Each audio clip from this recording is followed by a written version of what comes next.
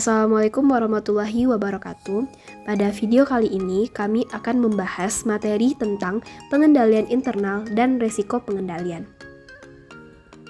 Video ini disusun oleh kelompok 3, beranggotakan 1 Indah Permata Devi, 2 Arifa Winda Putri, 3 Aulia Putri Andini, 4 Atorik Suryana, dan 5 Ahsani Kafah. Nah, untuk pembahasan yang pertama, kita akan membahas pengendalian internal. Apa itu pengendalian internal? Nah, pengendalian internal adalah menurut SA 315 merupakan proses yang dirancang, diimplementasikan, dan dipelihara oleh pihak yang bertanggung jawab atas tata kelola, manajemen, dan personel lain untuk menyediakan keyakinan memadai tentang pencapaian tujuan suatu entitas yang berkaitan dengan keandalan laporan keuangan, efisiensi dan efektivitas operasi, dan kepatuhan terhadap perundang-undangan.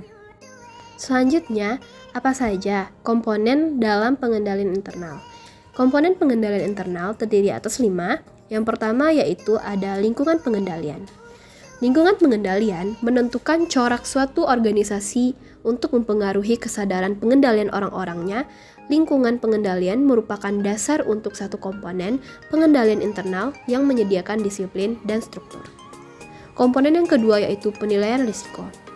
Penilaian risiko adalah identifikasi entitas dan analisis terhadap risiko yang relevan untuk mencapai satu tujuan, membentuk satu dasar untuk menentukan bagaimana risiko harus dikelola.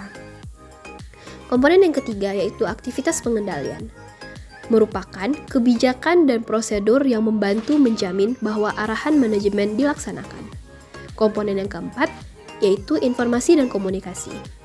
Informasi dan komunikasi adalah pengidentifikasian, penangkapan, dan pertukaran informasi dalam suatu bentuk dan waktu untuk memungkinkan orang melaksanakan tanggung jawab mereka. Dan yang komponen yang kelima yaitu pemantauan.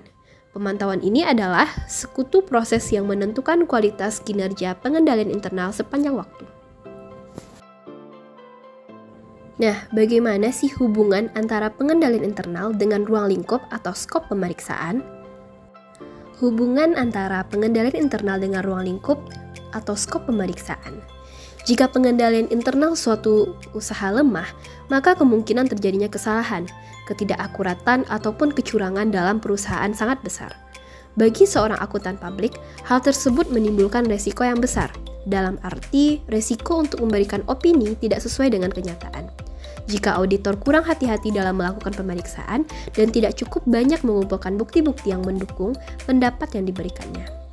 Untuk mencegah kemungkinan tersebut, jika dari hasil pemahaman dan evaluasi atas pengendalian internal perusahaan, auditor menyimpulkan bahwa pengendalian internal tidak berjalan dengan efektif, maka auditor harus memperluas skop pemeriksaannya pada waktu melakukan substantive step. Misalnya, pada waktu mengirim konfirmasi piutang, jumlah konfirmasi yang dikirimkan harus lebih banyak. Atau pada waktu melakukan observasi atas stock of name, tes atas perhitungan fisik persediaan harus lebih banyak. Selanjutnya yaitu bagaimana melakukan pemahaman dan evaluasi atas pengendalian internal. Auditor mempertimbangkan pengendalian internal dengan mendapatkan pemahaman pengendalian internal yang kemudian digunakan untuk menilai risiko kendali. Ketika auditor menetapkan risiko pengendalian di bawah maksimum, auditor menjalankan pengujian atas pengendalian. Setelah itu, auditor mempertimbangkan bagaimana hasil pengujian tersebut dapat mempengaruhi risiko deteksi dan tes substantif. Nah, teman-teman tahu nggak bagaimana prosedur dalam memahami internal control? Nah, ada 4 langkah dalam proses pemahaman internal control, yaitu yang pertama yaitu mendapatkan dan mendokumentasikan pemahaman tentang pengendalian internal. Yang kedua yaitu menilai risiko pengendalian. Yang ketiga, merancang, melaksanakan, dan mengevaluasi pengujian pengendalian. Dan yang keempat yaitu memutuskan risiko deteksi yang direncanakan dan pengujian substantif. Nah, untuk memahami pengendalian internal, ada beberapa metode yang digunakan. Metode yang pertama yaitu naratif. Naratif adalah uraian tertulis tentang pengendalian internal klien. Dalam hal ini, auditor menceritakan dalam bentuk memo, sistem, dan prosedur akuntansi yang berlaku di perusahaan. misalnya prosedur pengeluaran kas. Yang kedua, flowchart atau bagan arus. Flowchart yaitu diagram yang menggambarkan aliran dokumen dalam sistem dan prosedur di suatu unit usaha. Yang ketiga, kuesioner kontrol internal. Kuesioner kontrol internal berisi pertanyaan-pertanyaan mengenai operasi kebijakan dan prosedur pengendalian internal. Kuesioner ini merupakan cara yang paling banyak dipakai oleh auditor untuk mendokumentasikan pemahaman atas SPI klien. Nah, teman-teman tahu nggak bagaimana cara menilai resiko pengendalian?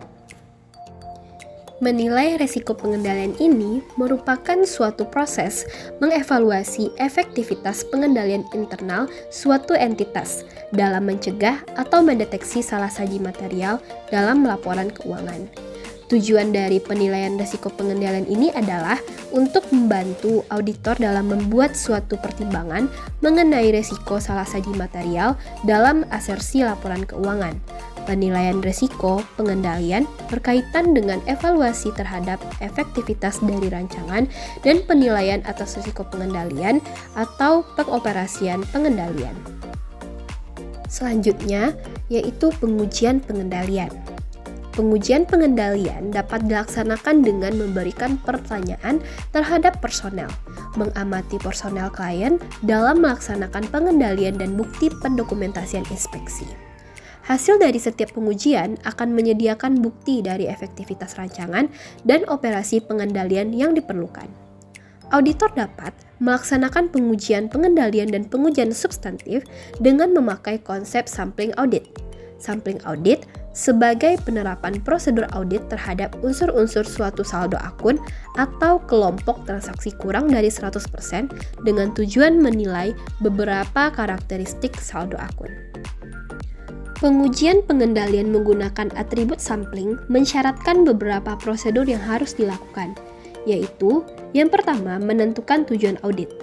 Tujuan umum audit dalam pengujian pengendalian adalah menentukan apakah kebijakan dan prosedur pengendalian kredit telah berhasil menjaga kekayaan organisasi dan menjamin ketelitian serta dapat dipercaya data akuntansi. Yang kedua yaitu test of control. Pengujian atas pengendalian diarahkan pada efektivitas pengendalian internal, baik dalam rancangan maupun operasinya. Tujuan pengujian pengendalian adalah untuk menguji keefektifan pengendalian dalam mendukung pengurangan risiko pengendalian untuk audit. Yang ketiga yaitu defisiensi dalam pengendalian internal. Dalam defisiensi dalam pengendalian internal, auditor diharuskan untuk memperoleh pemahaman tentang pengendalian internal yang relevan dengan audit pada saat mengidentifikasi dan menilai risiko kesalahan penyajian material. Nah, sekian penjelasan dari kami. Terima kasih. Assalamualaikum warahmatullahi wabarakatuh.